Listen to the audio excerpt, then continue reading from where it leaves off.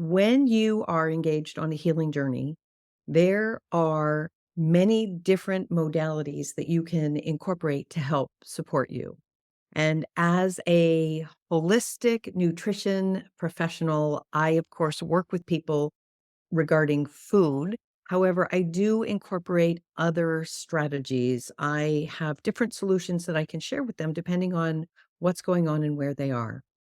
One particular strategy that I like and that I use personally is something called EFT or tapping.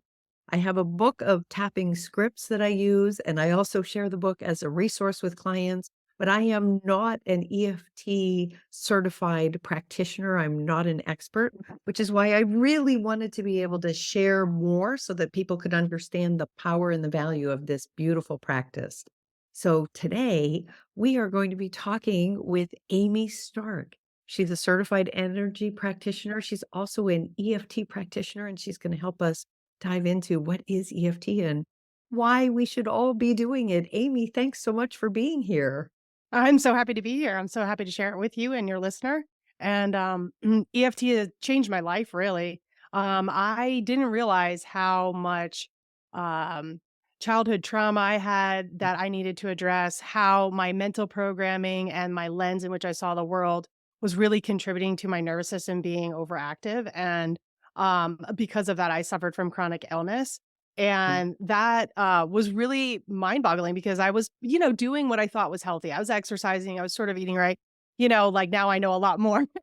Obviously, the science keeps evolving, but, about 10 years ago, I found EFT, and at first, I dismissed it because I was like, "It looks really goofy, and, there's a lot of steps and all that," and I just wasn't ready yet to really learn it, but, I was actually in a, energy healing, class, and they started talking about the science behind it, and that's what piqued my interest because I used to be a science teacher and Mm. I was teaching high school science and I was in Brooklyn, New York, working in a very with a rough population. They were kicked out of all the other schools in Manhattan and they put them in one building, put a lot of security, and then told the teachers, like, do the best you can with this group of kids. But unfortunately, at that time, after 4 years, it really stressed me out and I had to leave my job. Mm.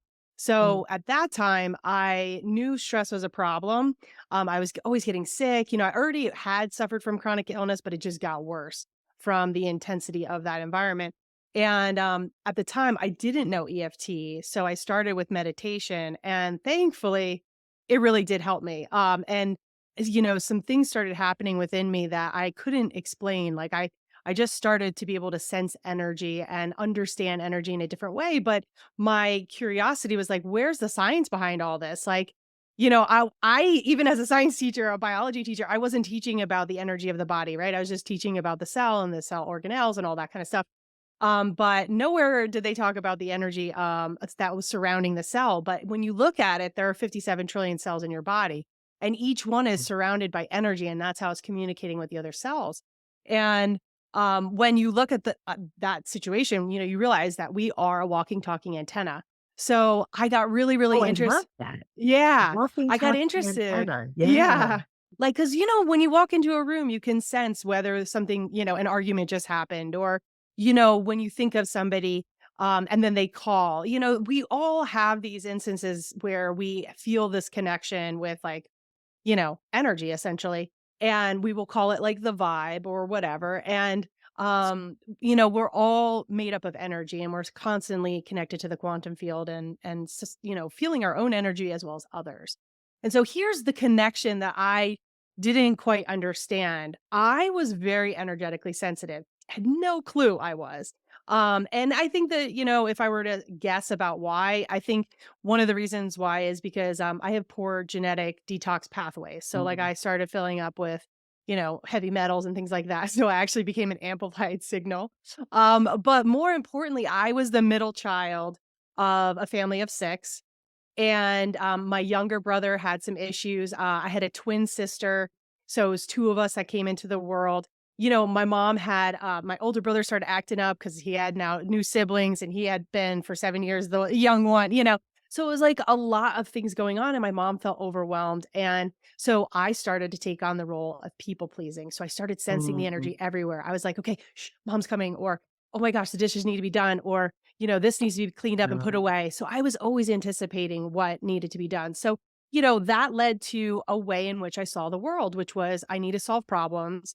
I need to people please. If I don't people please, I'm not worthy. And essentially, I didn't realize this at the time, but I was trying to make me so valuable in my family that, like, I would be able to be, have extra privileges, like get an extra bowl of cereal, or like, my mom might give me a longer hug, or I might get a little bit more attention. And that, Mhm. really continued to evolve my mental state towards people pleasing and perfectionism. It's like, how far ahead can I be from my mom that I've done this, this, and this, and this, so that she thinks that I'm, like, amazing and I always am, like, in tune with what she needs or anybody else needs. So, fast forward now, I'm at 26 years old and I'm working in this school and got chronic illness now because my body was on high alert all the time trying to sense the environment. And I And imagine there must also have been a resonance if you go from a household of 8 where you're always in tune with everybody and everything that's going on, and then all of a sudden you're in a school with multiples of that number of people who all sound like a very high need population, that Mhm. had to be really challenging to deal It with. really was. Yeah, I was so it was part of a New York City teaching program, um, and they were getting, teachers from outside of the teaching field to go in there. So I had a psychology degree, and I really love science, I really love teaching, and I had a really strong background in it, so they hired me, and part of the deal of working in such a high need school was that they would give me some money towards my education. So they also gave me a master's degree in education. But, so that was, like, my reasoning for it, but holy moly, it really, messed up my whole body, really, because I was in chronic fight or flight, and I just got to a point where I was like, "I have to leave my job, like, I this is gonna kill me if I stay." So, again, I found meditation, and then that led me to finding out about energy healing, which then I started playing with, and one of the things that I noticed was that people would get well when I worked on them, but if it was, like, 6 months to a year that I hadn't seen them, I would notice the same energetic signature showing up in their body again, and I was like, "What is causing that?" You know? Mm. And I realized it was emotions, it was thoughts, it was the things that you couldn't see necessarily that were contributing to this programming, so I was like, "I need a tool that will go after that programming and break this," because that's how my brain works. I'm a scientist, I wanna hack things, I love biohacking, and I really feel like EFT is a biohack for the brain and body so that you Mhm. can turn off your fight or flight. You can reprogram the things that you're doing so that you change your orientation to the world. So you're like, I know I'm good enough. I know that I really, contribute a lot to this family or whatever situation you're in. Or community or whatever, yeah. Community, right. Yeah. So here's the thing that we don't really understand is that, there's three things that usually turn on our fight or flight. One is our thoughts. We do 70,000 thoughts in a day. So think Wow. about how many times, that could be triggering. Most of the time we have negative thinking and we think it's positive thinking. So that's important that we start to learn how to address that. We Mhm. can have a toxin that can come in, or we can have a physical injury. And the Mm. interesting thing about all three of those things is they disrupt the energy signal within our body. So they break Mm. down the communication. So when we work with a tool like EFT, not only are we like rewriting and like powering the areas that didn't have it, we are now contributing to a more powerful signal within the world so that now we're not so susceptible to the information that's around us. People can't really sway us as much because our energetic signal gets stronger and stronger. We actually wind up having boundaries, which we talk about. So, when you're a perfectionist or a people pleaser, people tend to ask you to do things Yeah. for them, right? And unfortunately, when you're super energetically sensitive, and when you have certain programming that makes you more susceptible to doing those things, you're obviously again in fight or flight, and you are always tired. And Yeah. there comes a point where you can't do it anymore, which 'Cause is you where I just get was. so overwhelmed and you're so exhausted. Yeah, you're like, when do I have time for me? Never. Yeah. Well, Which and so for everybody who's listening who doesn't know, who's going, "What is this EFT thing?" EFT stands for Emotional Freedom Technique, yes. and it so if you can explain, like, what it is and, like, maybe a little bit of the science behind it, that would be Sure. great.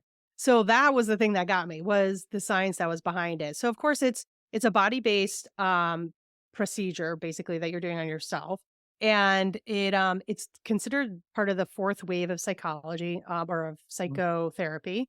So because it's combining talk therapy and also calming the body. So the way that it interacts with the body is different than regular traditional talk therapy. Because talk therapy can be re-traumatizing because you're just talking about something and then you walk away feeling helpless, right? This is mhm, going to change how your nervous system remembers the past. And that's when I say nervous system, I mean that, like, your nervous system calms down, but you'll still remember the information, which is important for you to know so you don't end up in the same situation. But you don't need to be constantly reminded of those things that may never happen again. And of course, a lot of the childhood trauma that we have, contributes to how we see the world as adults. So, like, we're much older, we can, handle ourselves a lot differently. Have a lot more information. So it's a different situation. We want to rewrite some of that trauma that we had stored within our body, because our body keeps the score if we mhm. don't have the opportunity to process it. So EFT, some of the major things that it helps you with is it turns 72 genes on for healing, which is awesome. Wow. There's a 113% boost in your immune system. So this is in 1 hour of tapping. Um, you have a 40% decrease in anxiety. There's a 35% decrease in depression symptoms. There's 74% reduction in food cravings, which is amazing for Wow. weight loss. Let's see what else. There's a 50% decrease in pain. So there's a lot of benefits to it. And honestly, personally, the way that I approach EFT, I think the benefits are even greater than that, which is hard to say, because those are pretty fantastic. But the way that I teach EFT is more of like a holistic approach, really tuning into the body, because the rapid transformations that I've seen. So I've done well over 1,000 sessions of EFT. So I'm very familiar. Not only can I see the energy moving, I'm very familiar with the process that takes place. It's almost like one of my clients called me the onion layer slayer, because it's like as soon as one thing comes up, if you're really tuning in, you're just peeling these layers, and then all of a sudden you feel so much lighter and freer. And what Mhm, really happens from my perspective of what I can see is that there's a golden light that comes in and fills in those spaces where you once had trauma, or, programming that was not really, of your highest self, and it rewrites it. And the transformation that I've seen with people is that they don't even know how they could ever have been struggling with that particular thing mhm. before. Wow. That's how profound it is. And the science behind that has to do with basically deactivating the neural networks that once believed those things, and Mhm, sort of activating new ones, like growing new neurons, connecting in a way that, becomes permanent. So you literally see the world differently because of it. And you mhm. start interacting with the world differently. So this is actually, if you've ever heard of the law of attraction, this is the law of attraction in action. When you Yeah. change the way your brain functions, you change the way you see the world. So it's like when you decide that you want a white car, right? All of a sudden you see them everywhere. You're like, does everybody have a white car now? Like it's because your brain tagged it as important. So when you do this rewriting, you're tagging your in your brain basically. I want to see how I am worthy. I want to see Yeah. how I am good enough. And then your brain's like, oh yeah, that's right. My son just said this last night about dinner. Oh yeah, that's right. My wife said she could never live without me, or whatever. Or my husband, said that I'm amazing at whatever. You Yeah. start to notice it. Whereas before, if you have people pleasing or perfectionism, you miss those things because you're too busy. People will be like, that was the greatest meal I ever had. And you're like, yeah, yeah, yeah, yeah. I gotta go make the beds and vacuum the floors. And I don't have time for Right. this. Oh my So gosh, and that I think that is such an important point because I think all too often people, for whatever reason, are stuck in that high sympathetic nervous system mode, and that doesn't allow them to receive right, because they're absolutely. always having to do. Yep, and And that's so important for sleep. So mm, I know that a lot of women, and men, struggle with sleep at times, and mhm. the thing is you can't go out and grab sleep. You cannot physically, like, because we all would, right? Like, It'd if be it was great if you possible. could, yeah. Yeah, so you have to get into a mode where you're in receiving mode. Mhm. So, the thing with the perfectionists and people pleasers, when I was talking about, people complimenting them, I've actually seen where it looks like almost energetic presence are all around them and they're waiting to be opened by the person. Mm. Isn't that Right. beautiful? That is. And so what I do encourage those who are, perfectionists and people pleasers to take a moment and sit and open up those presents. Really review your day if you can, or the last 30 years, and just think about all the amazing things that people have said to you so that it's sort of like fuel for your heart and your mind and your soul, to get you to be able to move forward. And also that will turn off your fight or flight, which is where we rest, digest, and heal. So it's important that we learn to retrain our brain if we want to get healthy and live longer and have a better quality of life. We need to retrain Yeah. our brain so that it's in the parasympathetic nervous system more often. Right. So, so important.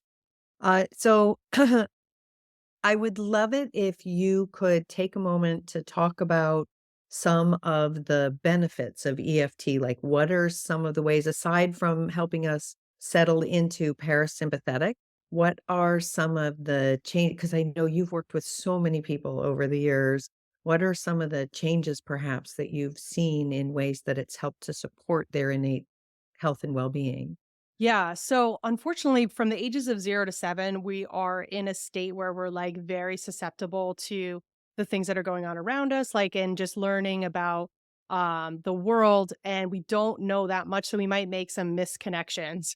And we also might find things more traumatic than they maybe possibly are. So I've seen little things, like very innocent things that moms have done, like the child wanted to sit on the floor or wanted to cook with the mother. So the mother said, "Why don't I set up a blanket and put a bowl down here and like get all the ingredients and you can cook down here because it's easier. You won't have to sit up on the chair or counter or whatever." And all the kid remembered was, "I'm not good enough to be up at the counter." So it doesn't necessarily, I know, so sad, right? It doesn't necessarily have to be that dramatic. I mean, sometimes there's these little T's, right?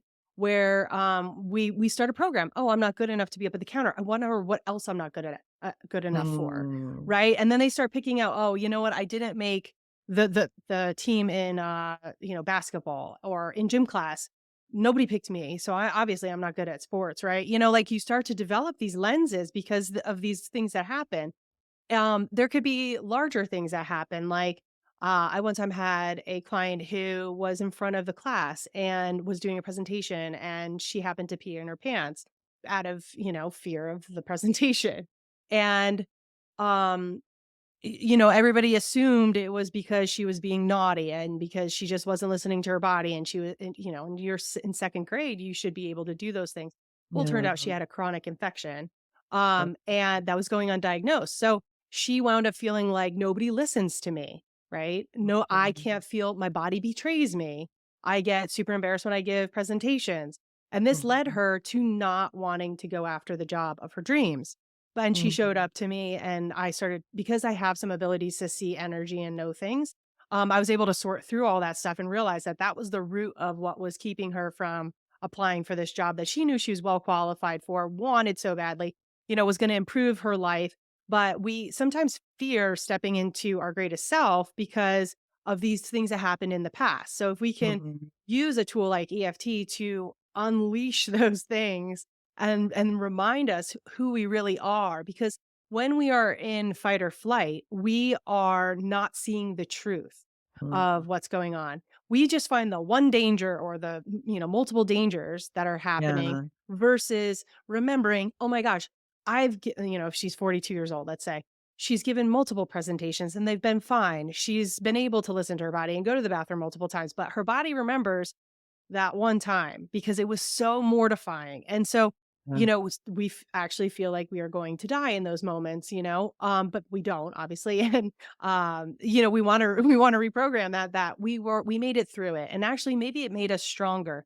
So we could even learn to incorporate some of the lessons from it and bring that forward. A lot of us have seen the movie Back to the Future. And in that movie, Marty travels back and he changes his dad's confidence. It was just by accident really, but he winds up interrupting, his mom meeting his dad. So then he's like, I got to make them meet.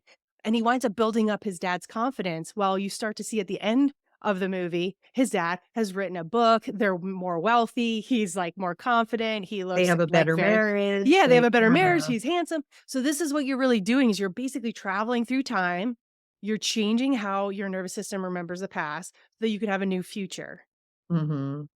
And, you know, I so one of the things that I would love if you could take a minute to talk about, I know in tapping, there are certain points that we tap Yep. as we go through. So can we talk about, like, why those particular points? I love this question because it is so important. And because I can see the energy and feel the emotions, there are certain spots that contain certain emotions. And so, for instance, like right here underneath the nose, we're going to tap, Mhm. and that helps to connect the mind and the body. Mm. So, a real life example of this is my son didn't get off the bus. He was 5 years old, and I started to get really scared, right? He wound up going to his cooking class that had already ended, but he loves to cook and he loves food. So he went there. Um, but in my head, I have to take my dog to the vet. And, my dog can't be like, okay, this is what's going on to the vet. I have to tell the vet.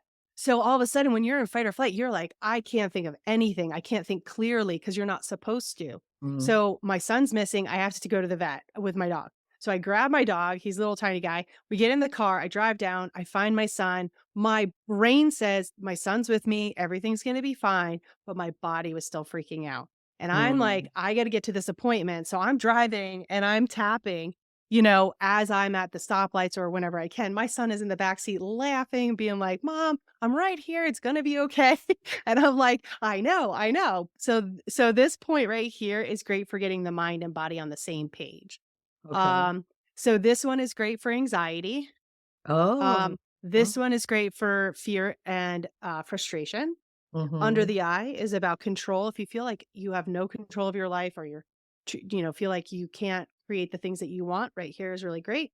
Here is something that all moms, I feel like, need to tap because it's the things we wanted to say, but we didn't because it probably wouldn't have been Oh, yeah, kind. 'cause of the mouth, yeah. Yeah, so it's funny because when we don't say those things, the energy gets caught up in the jaw, and so we Uh-huh. might grind our teeth, we might clench our jaws, we might, Wow.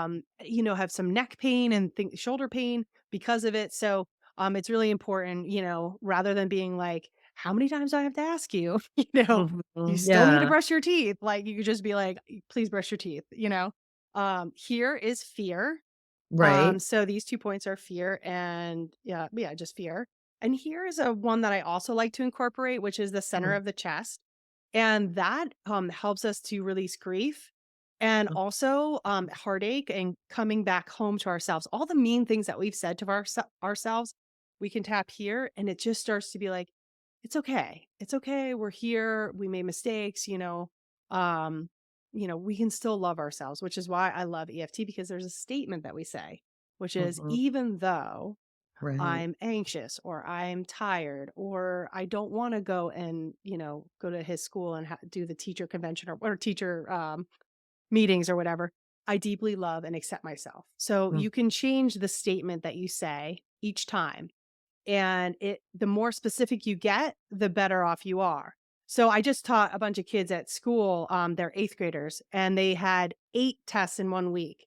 So we were doing something on test wow. anxiety. Right, I know, Yeah. ridiculous. So, I said to them, like, if you have test anxiety, it might be just about the test, right? Like, it could just be, I had test anxiety. But if you look at it more deeply, it could be your fear of disappointing your mom, fear of disappointing your dad, fear of showing that you are stupid or that you don't know what you're talking about. So there's lots of different reasons why we might fear like a test, for instance. Sure. So getting more honed in on why is really Mhm. important to successful transformation with EFT. It will still work. So here's the thing that's interesting. Like I said, the body keeps the score. So as you are tapping and talking, as long as you're tuning into yourself, the body will start to reprogram and release, the trauma from the past. But the more you can be in tune with that, the better off you are, and how it'll go much faster. Sure. So one of the points that we didn't talk about was this one. So there's Oh, one on yeah, the the hand, the karate karate chop chop point. point. Yeah. Yeah. So That helps to release grief as well, and heartache. And I think we hit all of them. And then the ribs. Oh, yeah, the ribs, right. So down here, so it's, where the bra line is, so there's, worry and anger that are Mm, released from those points. Now, there's definitely a lot more emotions that are there, but those are, like, the main ones, to keep in mind. So, if you're tapping and you start to feel like, "You know what? I feel like I should really go underneath my eye, like, it feels like the energy might be there," go there. yeah. And a lot of people ask me like, "Do I need to do it perfectly? If I skip a spot because I forget it, like I just forgot this one, Mhm. is it gonna be okay? Like, is it still gonna work?" Absolutely. It Yeah. might just take more time, but each time you tap, you are interrupting the original signal that was coming from the body, essentially. So if Mhm. you have anxiety over a test, for instance, you are, tapping on your body, which is very calming. Your touch is calming, but also tapping rhythmically is very calming. So that causes the brain to go, "Wait, what is going on? We were having anxiety and now we're starting to feel calm." This is a Yeah. dangerous network to have in our brain. So it takes it down essentially or deactivates it. And it's like, okay, so it starts listening carefully. Like what is really going on so we can make a program that we can live by. And basically, as you tap and talk, you start to release the energy of anxiety. Your body starts to calm down, and then a new orientation to the world is built. That is amazing, and, I love like I said, I do it personally. I have done it with clients, and it is astonishing how even one tapping session at the end like, if you assess your body state before and after a tapping session, it's incredible how much your entire system calms down. It's so true. Yeah, in EFT, there is a scale that we can use, which is 0 to 10. 10 Uh-huh. being it's like really intense, and then zero, Yeah. not at all. And our goal is to get to two or less, because Mhm. I believe from what I've seen, if you get to two, you might be like unloading the dishwasher and some of that energy is working its way out, or, walking the dog. Eventually it'll work its way out because enough of the path has been cleared that it can work its way out of the energetic field. Yeah. But ideally, zero is great. And you know, I don't so much use that anymore because I've done so many sessions that I just can feel when there's shifts, like to the point Uh-huh. where I'm done. Yeah. And here's another thing. So the research is based on an hour of tapping, which is quite a lot of tapping. That is Uh, a lot. I have never taken anyone or myself through an hour-long tapping session. That's yeah, so that it feels a is. little overwhelming, to be honest. Yeah, it could be. So I always say any amount of tapping is a good amount of tapping. If you can do it and you can stay focused, do it for as long as it feels good. Just Mhm. know that like if you haven't made it down to a two or less, you'll probably have to revisit. It's almost like you pick up where you left off, right? Sure, sure. So if you're really wanting to get through a situation or something that you're trying to create, definitely try to get to the end. But any amount of tapping is good. Like I said, I was in the car at the stoplight, and I know a lot of women who do tap when they're at a stoplight, or they go into the shower because they're like, you know what, nobody will bother me here. We want to do tapping when we know we can do it, right? Right. I also have taught kids how to tap under the desk so that they, like if they're nervous for a test that's coming up or to give a presentation, Oh, so they they can can sit there and karate chop under karate the chop, desk. yeah, and I Yeah. found that actually kids who struggle with ADHD really like it because it's like a fidgeting thing, but it's actually beneficial to Mhm. them, and they say that they can focus so much better. Yeah, that is really great. Wow, you've shared so much with us. This has been really fabulous. Now, I know you have a program called You Are Energy. Can Yep. you talk to us about that? Sure, yeah, so it's an online self-paced course, and it's all about the energetic body, so it's a lot of, some of the things that I talked about today, and then some, so, like, how to clear your energy in a different way, which I think everybody should be doing every day. I also talk about EFT in more depth, and, just about how distance energy healing works or the chakras or anything like that if you're interested, it's all in there. That sounds great. Well, Amy, thank you so much for being here and for sharing your expertise. So many pearls of wisdom today. And for everybody who's watching, thank you for being here. I will make sure to put information about Amy and all of the links down below so that you can take a deeper dive into EFT and hopefully learn how to incorporate this beneficial practice for yourself. Amy, thank you so much for being here. I really appreciate it. You're welcome. It was my pleasure. And for everybody who's watching, thank you again for being here today. And remember, in all you do, to make today a healthy day. Bye, folks.